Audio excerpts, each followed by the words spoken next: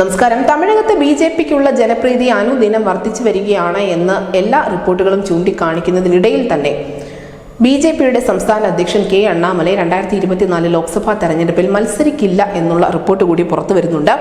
ഇതിനു മുൻപ് അണ്ണാമലൈ കോയമ്പത്തൂർ മണ്ഡലത്തിൽ നിന്ന് മത്സരിച്ചേക്കാം എന്നുള്ള അഭ്യൂഹങ്ങൾ ഉണ്ടായിരുന്നു. പക്ഷേ ഇപ്പോൾ അദ്ദേഹം പറയുന്നത് കഴിവുള്ള സ്ഥാനാർത്ഥികൾ തന്റെ പാർട്ടിക്കുള്ളിലുണ്ട്, ആരെ എവിടെ മത്സരിപ്പിക്കണമെന്ന് പാർട്ടി തന്നെ തീരുമാനിക്കും എന്നാണ്. അതേസമയം തന്നെ ഹൈക്കമാൻഡ് ആവശ്യപ്പെടുകയാണെങ്കിൽ താൻ മത്സരരംഗത്ത് ഉണ്ടാകുമെന്നുകൂടി അണ്ണാമലൈ പറയുന്നുണ്ടായിരുന്നു. പാർട്ടിയുടെ പാർലമെന്ററി ബോർഡ് പറഞ്ഞാൽ താൻ മത്സരിക്കുമെന്നും, പക്ഷേ ഇപ്പോൾ താൻ പ്രാധാന്യം നൽകുന്നത് സംസ്ഥാനത്തുടനീളം പര്യടനം നടത്തിക്കൊണ്ട് പാർട്ടിയെ ശക്തിപ്പെടുത്തുക എന്ന കാര്യത്തിലാണ് എന്നും അദ്ദേഹം പറയുന്നു. എൺമണ്ണ് എൺമക്കൾ യാത്രയെ ചൂണ്ടിക്കാണിച്ചുകൊണ്ടാണ് അദ്ദേഹം ഇത്തരത്തിലുള്ള ഒരു പരാമർശം നടത്തിയിരിക്കുന്നത്. അടുത്ത ലോക്സഭാ തെരഞ്ഞെടുപ്പിൽ അണ്ണാമലൈ മത്സരിക്കുന്നില്ല എന്നുള്ള തീരുമാനത്തിലേക്ക് പാർട്ടി എത്താൻ ചില കാരണങ്ങൾ കൂടിയുണ്ട്. അതിൽ ഏറ്റവും പ്രധാനപ്പെട്ട ഒന്ന് ഒരു അഭിപ്രായ സർവേ തന്നെയാണ്.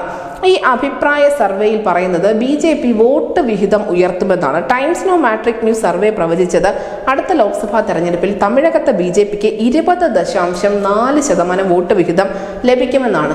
പക്ഷേ വിരോധാഭാസം എന്ന് പറയട്ടെ, ഇത്രയധികം വോട്ടുകൾ ബിജെപി നേടുമെങ്കിൽ പോലും ഒരു സീറ്റ് മാത്രമേ തമിഴകത്ത് ബിജെപിക്ക് പ്രതീക്ഷയുള്ളതായി ഈ ഒരു സർവേ പറയുന്നുള്ളൂ. ഈ Times Now Matrize news survey പറയുന്നുള്ളൂ. അതിനോടൊപ്പം തന്നെ ഈ ശതമാന കണക്കെടുക്കുമ്പോൾ വലിയൊരു തിരിച്ചടി AIADMK ഉണ്ടാകുമെന്ന് കൂടി നമ്മൾ മനസ്സിലാക്കേണ്ടതുണ്ട്. ഭരണകക്ഷിയായ DMKയോ അല്ലെങ്കിൽ INDA എന്ന മുന്നണിയോ 59.7% വോട്ടുകൾ നേടുമെന്നും BJP 20.4% വോട്ടുകൾ നേടി രണ്ടാം സ്ഥാനത്തെത്തുമെന്നുമാണ് സർവേ അവകാശപ്പെടുന്നത്.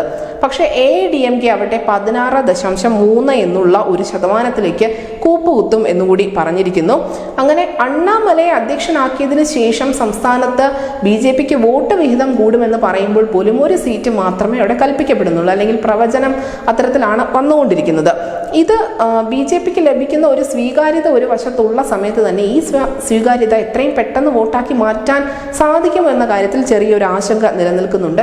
അതുമാത്രമല്ല, പല സംസ്ഥാനങ്ങളിലും കേരളത്തിൽ ഉൾപ്പെടെ BJPയുടെ സംസ്ഥാന അധ്യക്ഷന്മാർ ഇക്കുറി മത്സരരംഗത്തില്ല എന്നുള്ളതും വളരെ ശ്രദ്ധേയമാണ്. എന്തായാലും ഈ സർവേ കാരണമാണ് നിലവിൽ തമിഴ്നാടിന്റെ BJP അധ്യക്ഷൻ 2024 ലോക്സഭാ തെരഞ്ഞെടുപ്പിൽ മത്സരിക്കില്ല എന്നുള്ള തീരുമാനത്തിലെത്തിയിരിക്കുന്നത്. ന്യൂസ് ഡെസ്ക് ന്യൂസിന്റെ മലയാളം.